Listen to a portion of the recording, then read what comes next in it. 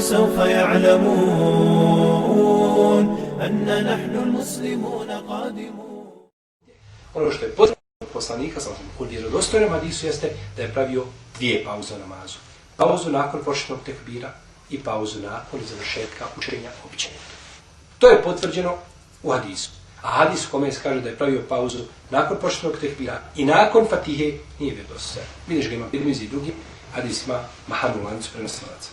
Tako da ispravno se čini pauza kada kaže Allahu ekber i kada kaže minel džinneti on nas i stane i onda kaže Allahu ekber ideš na ruku. U ta dva slučaja pravi pauza, dok nakon fatihe nema pauze.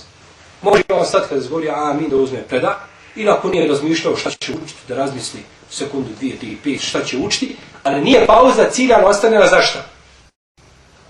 Da bi muktedija proučio fatihu.